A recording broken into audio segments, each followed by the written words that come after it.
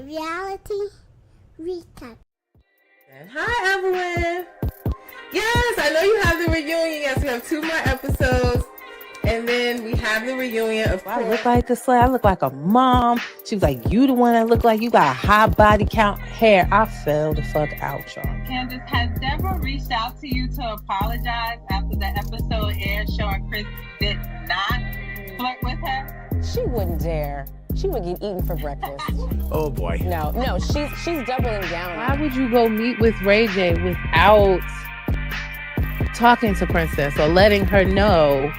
Why? Like, she's trying to justify that she told her after the fact and not supposed to make it. What do you think of your ex-husband Jim coming out and saying you did not try to stop him from suing Shannon and Tamara? That's a good question. Well, I mean, if his memory is a little foggy about what transpired back then, that's okay. However, he did admit that I had nothing to do with the...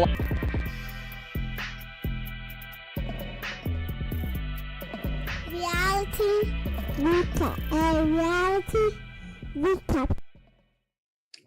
What's up, y'all? Happy Tuesday. It is your girl V with Reality Recap here for another live Tea Talk sesh. Surprise! This was a little last minute.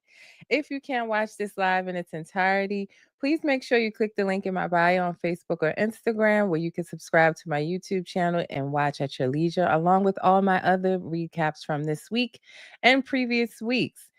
We are live streaming right now across Instagram, Facebook, and YouTube. The chats are live. So please give your thoughts on last night's episode of Love and Hip Hop Miami, which was hilarious to me. Again, I'm sorry, I kind of just got up here last minute. So again, if you can't watch this live in its entirety, click the links in my bio. Or like I said, chats are live. We are live streaming right now across Instagram, Facebook, and YouTube. So let me know your thoughts as I give you my unsolicited thoughts. I don't know. Last night's episode, it was okay.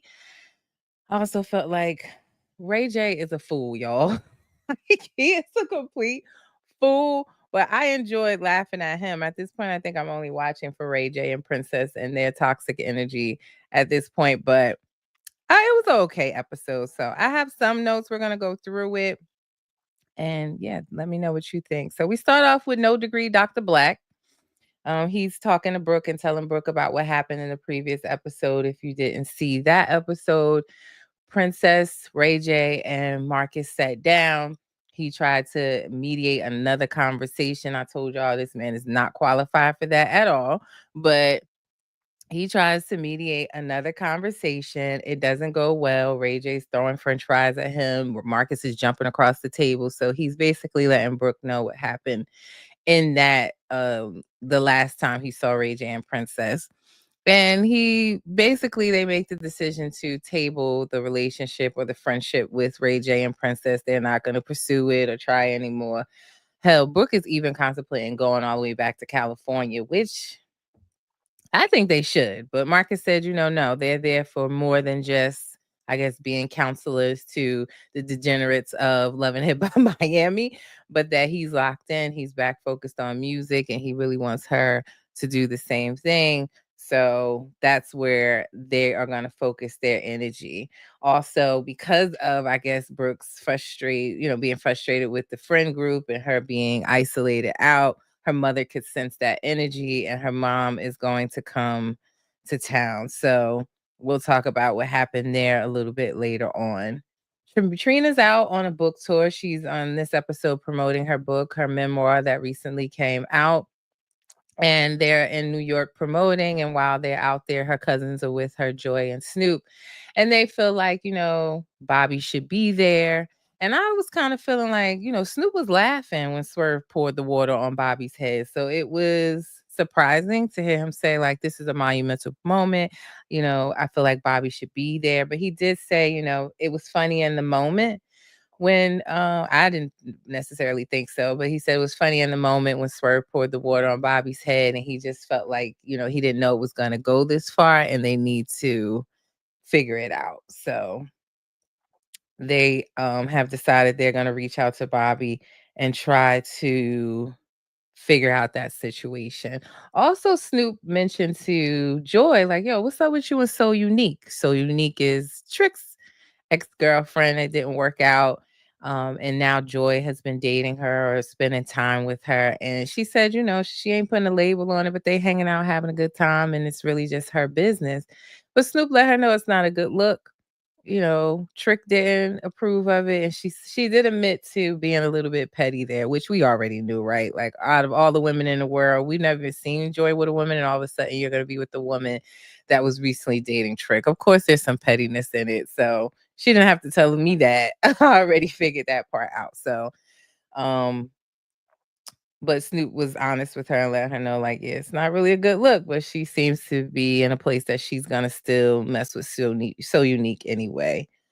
Then we get to this audition, right, which was hilarious. I put the clip up this morning for y'all to see. Y'all are running it up as usual when it comes to Love and Hip Hop, but Ray J auditioned Pinky Doll. Y'all know Pinky Doll is now on this season of Love and Hip Hop Miami. She's the girl from TikTok that does the like cartoon animated voice and with the pink blonde hair. She's dibbled and dabbled in some music.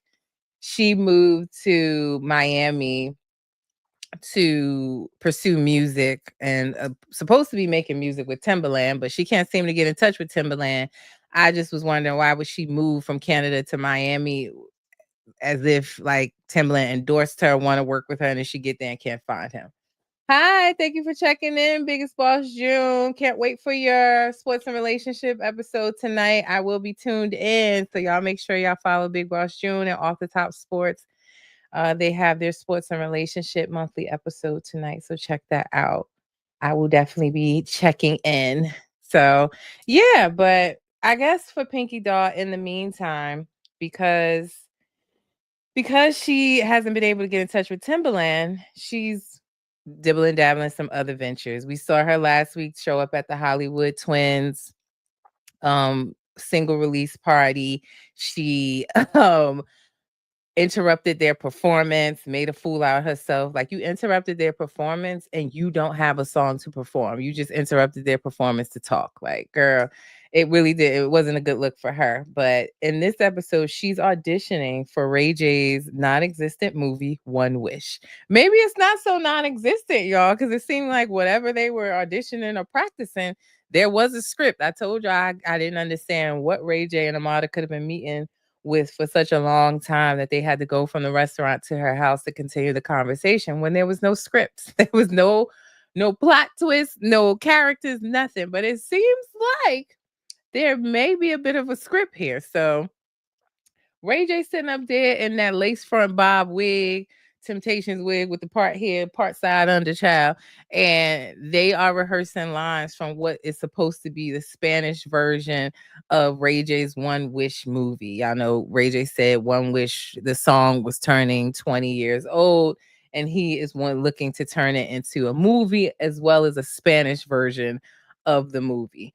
Pinky Doll has never acted a day in her life, but it was a funny scene. Like, the whole thing was funny, from the wig to him saying, well, what happens next is a callback. But even before that, I guess I don't really understand what a stripper and him in this wig calling himself Silky J has to do with One Wish, but I'm gonna roll with it because at this point it's just hilarious. And that's what I said. I said at this point I feel like I'm just watching Love and Hip Hop Miami for Ray J's foolishness. So have no idea what the script that they read or rehearsed last night have to do with One Wish, but he is saying that this story is going to be about a stripper. He asked Pinky about herself, and we know she used to be a stripper back in the day. And he's like, I love strippers. I love them. Yeah, we know you do. That's why you're losing your, your wife at this point, because you love them so much.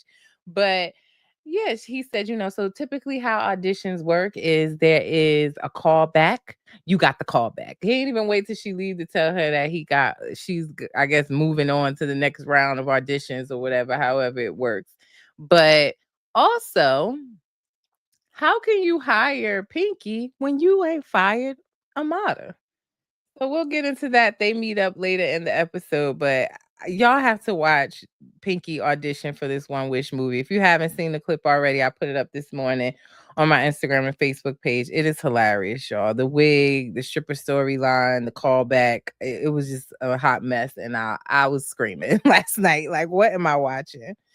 We then see Eliza. She meets up with her brother, who seems to be the only person that she really gets along with in her family right now, or all the time, I should say. But she meets up with her brother to tell him that she's pregnant. I told y'all I don't necessarily believe that Eliza is pregnant. I don't see that she's pregnant currently on her social media unless, but I mean, she's going live. So it can't be like she's posting old pictures because she's going live. She's doing videos. I don't know. But I feel like personally, it's just a storyline for her on this show this season. But Eliza tells her brother that she's pregnant. At this point, she's saying she had only told Miami Tip, but she's telling her brother, and she still is not willing to reveal who she's pregnant by. And also, she still has not told the potential baby daddy that she is pregnant. So, still unclear on, in my opinion. Like I said, I don't really believe that she is pregnant. It's given I need a storyline because my daughter will not film with me like that. But I don't know. She's saying she's pregnant and will continue to follow this story. I don't see her currently pregnant on her social media. Not sure what happened, but we'll see as this season moves on. Also, the Hollywood twins, we know their mom is in town. She was there to see their single release party and performance where Pinky Doll showed up and acted a complete fool. But she stops by Trick's house and she want to know what's up with this girl Pinky popping up. Where's the EP? Where's your single? And she really wasn't feeling the song. That poor Derek. We thought Derek had a successful studio session, and come to find out Trick don't like the song, and neither does Hollywood twins mom like it either.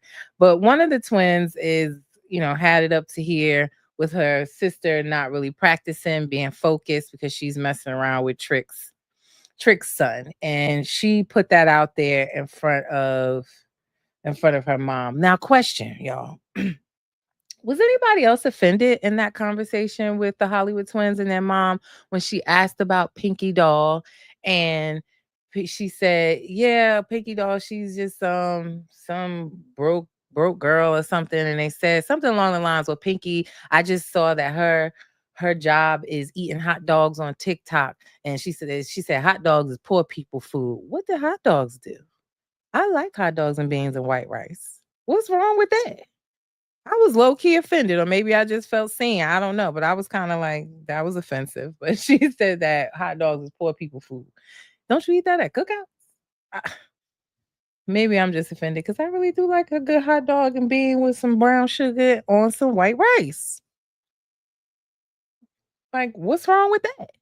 Well, I don't know. Had to ask y'all about that because I was low key offended because I love hot dogs. But anyway. Again, one of the twins tells her mom that her sister is messing around with Trick Daddy's son. She gets upset. She says she didn't send her kids down here for that. They're supposed to be focused, making music. And she felt like Trick Daddy should have, ran his household a little bit better. And he's saying, I ain't know about it. He just finding out about it himself. But ultimately, he didn't have a problem with it. But clearly, Hollywood twins mom does. So she's telling him, fix it and get me an EP and a song. So Derek, sorry, thought you had a successful studio session, but it seems like Trick don't like the song. So back to the drawing board they go. We see Joey call Bobby and try to discuss, having a conversation with Swerve and Trick. Only thing I wanted to mention there, what was that on Bobby's face? I'm really concerned for him. I told you guys I don't want the rumors to necessarily be true that Tommy put out there about his health conditions and saying that he might have AIDS or something like that, but he is extremely skinny. I can't just glaze over it. I see a lot of you commenting the same when I post him, but I'm not sure what's going on. Yeah, Bobby Lights, he lost a lot of weight. I'm truly concerned. And he didn't have the makeup on. We usually see him with the makeup, but there was something going on around his mouth, like real dark marks. I don't know. maybe it was just some acne, but I am a little concerned about Bobby. I told you guys it just feels like even in these episodes, he's not the Bobby, upbeat Bobby that we always see. I don't know what's going on, but I'm a little concerned. Um, Bobby also meets up with Amada in last night's episode. Um, she confirms or pretty much reiterates that nothing happened when she met with Ray J, that there's nothing going on there, that he did not sniff her hot pocket. And Bobby encourages her to meet with Ray J and clear her name because the way he brought it back to Princess as if something happened. We all know Ray J was just trying to ruffle Princess's feathers. She's looking to file divorce for him. He necessarily doesn't want that. He outside trying to prove a point, and he specifically met with Amada, in my opinion, without telling Princess to cause an issue. And that he did. He called the issue a broke nail, a smack. He called the whole lot. But Bobby was saying, listen, I was team Princess, but after hearing your side of it, maybe you should, clear your name. I still feel like Amada should not have met with Ray J at all without talking to Princess first. That is your friend. Ray J is not your friend. Even if you trying to get to the bag, or if she trying to gather her coins so she can get IVF with Alan's sperm, whatever she's trying to do, you should have talked to Princess first. There's no getting around that for me. Maybe she should just acknowledge that she was wrong, apologize, and say nothing happened. Could have did that before you got smacked, and we wouldn't even be here. So I don't know. I don't know if Princess would ever forgive her, but if she's gonna try to meet with Ray J and clear her name, we saw how that went, and we'll talk about that now. So Amada meets up with Ray J, and he pretty much blames Amada for everything. He's blaming her. He's saying like, well, you the one that went and told Princess that we was meeting. And it's like, was she not supposed to say anything? Hell, I think she should have said something before she went and met with him. Clearly, that's how I feel. I've been telling you all that for weeks.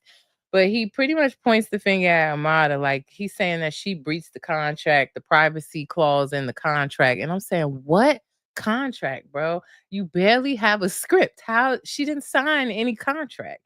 So he telling her that he's firing her before even hiring her. It was just hilarious. And did y'all notice Ray J had the picture on the desk of him in that in that bob that he wore, the Silky J bob that he wore when he auditioned Pinky Doll. I said, you can take this man seriously. You cannot take Ray J seriously at all. I don't know why he needed that facing Amada sitting next to him at this long conference table in an office that is not his, y'all. We know that is not his office. Like he just sets up scenes, and I feel like the producers are like, all right, I want y'all to put me, he's telling them, put me in this movie theater, I'm gonna audition Pinky Doll. Put me in this office and I'm gonna meet with Amada. Like the man is lost it, yo. And he's entertaining. I'll give him that. All I do is laugh anytime Ray J comes up on the screen, but he pretty much was blaming Amada for everything. And she's saying, like, wait, I don't owe you an apology. You owe me an apology at this point. Like, you the one that got me slapped by Princess. You the one that made like something happen that didn't. And be clear, nothing happened. You did not sniff my hot pocket. He's saying, well, I didn't disrespect your hot pocket at all. But he finally does just apologize for how things happened.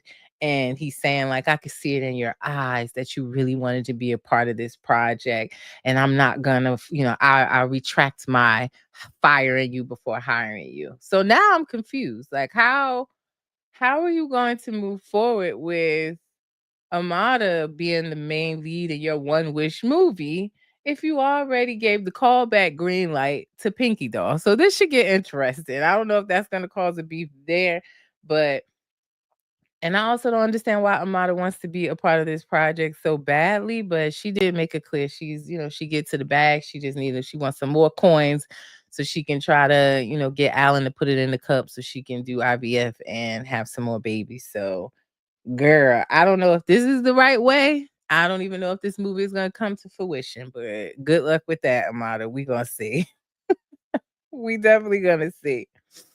Eliza hosted a turkey drive last night, and that's what she decided to tell her family, that she is pregnant. It seems like she has beef with her sisters, or one in particular. They ain't spoke since last Thanksgiving over the Thanksgiving menu and who was going to cook what. It seemed petty, but it happens like that with family. So I kind of understood it. But she tells her family that she's pregnant and they are not happy about it. Apparently, her family got dragged through the mud and on social media and had to also be there to support her in her last pregnancy, because you guys know her last child is with Future. They were all over the place. That's actually how she ended up on the show, right? Like, she had such a public paternity, trying to get him to take a paternity test, trying to get child support. He wasn't taking the paternity test right away.